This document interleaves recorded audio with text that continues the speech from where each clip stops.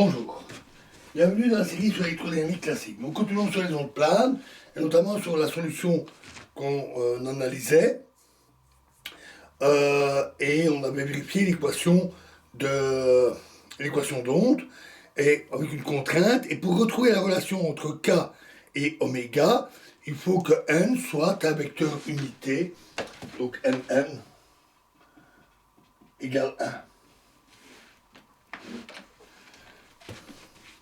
Une fois l'équation d'onde satisfaite, il ne reste qu'à vérifier les propriétés vectorielles des champs de manière à assurer la validité des équations de Maxwell.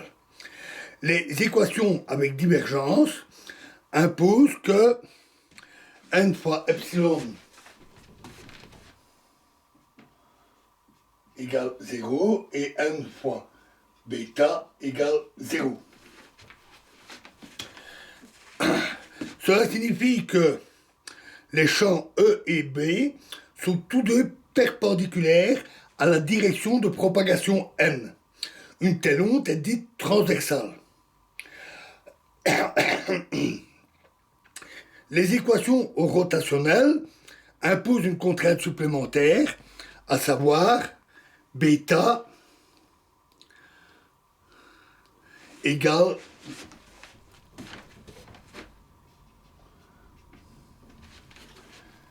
à racine mu epsilon fois n croix E. Qui veut dire que B et E sont aussi perpendiculaires entre eux. Le facteur racine mu epsilon peut aussi s'écrire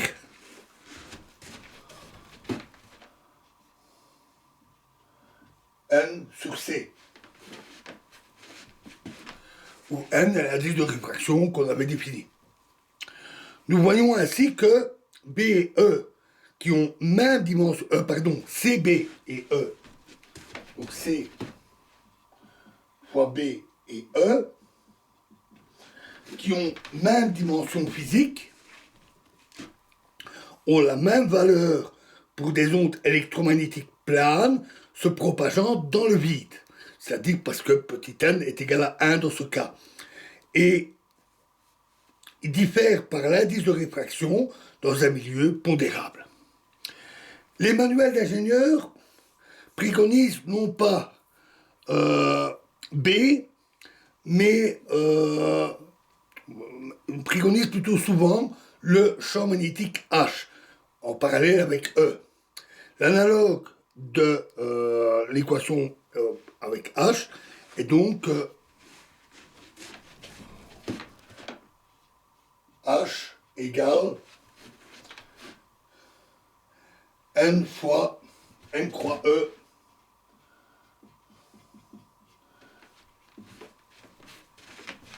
sur Z. Pardon, pas de oui. Je souvent mes deux comme des Z, je confonds. Divisé par Z. Où Z égale racine de mu sur epsilon.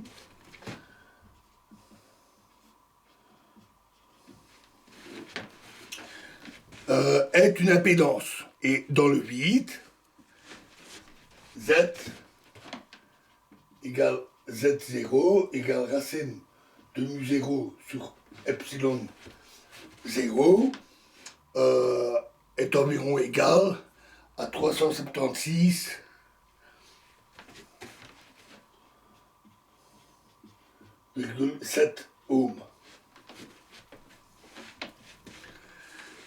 C'est l'impédance du vide. Si n est réel, cette relation entraîne que epsilon et bêta ont même face. Il est alors pratique d'introduire un ensemble de vecteurs unités mutuellement orthogonaux, epsilon 1, epsilon 2, n,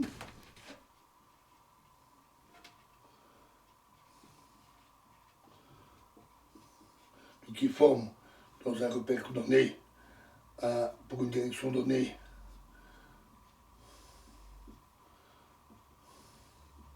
un peu plus petit puisque je les prends tous unitaires, donc trois vecteurs unitaires mutuellement orthogonaux.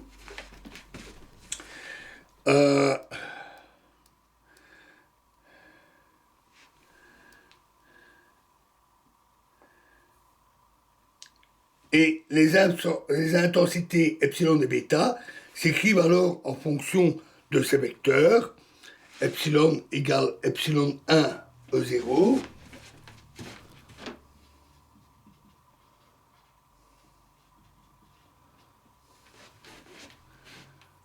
Et bêta égale epsilon 2 fois racine mu 0 mu epsilon E0.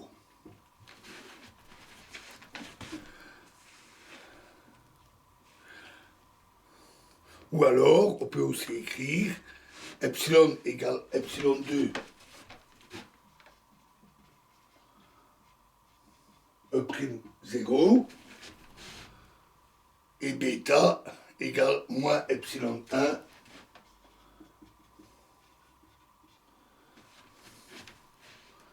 racine mu epsilon 2 racine mu epsilon E'0.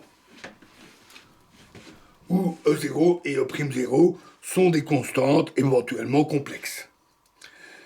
L'onde qui est décrite est une onde transverse se propageant dans la direction n. Elle représente la moyenne temporelle d'un flux d'énergie donné par la partie réelle du vecteur de Poynting complexe.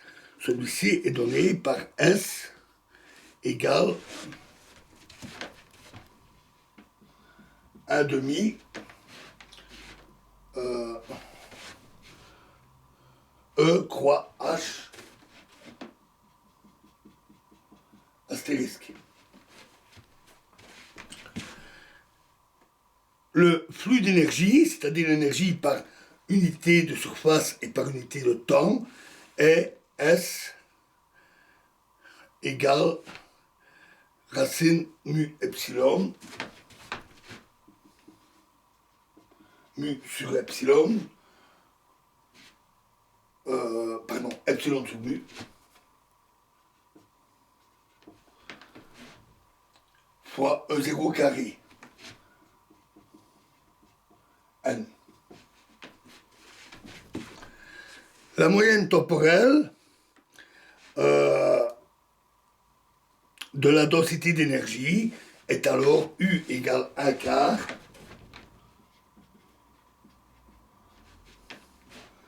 de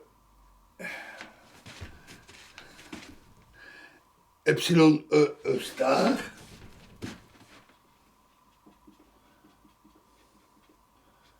plus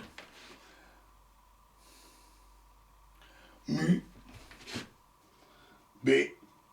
B star. C'est-à-dire U égale 1 demi E0 carré.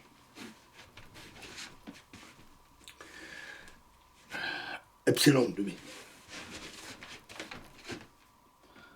Epsilon demi E0 carré. Le rapport de la valeur de S à U montre que la vitesse du flux d'énergie est V égale 1 sur racine de mu epsilon, comme on s'y attendait. C'est ce qu'on avait obtenu précédemment. Voilà, et nous verrons la suite dans la prochaine vidéo. Je vous remercie.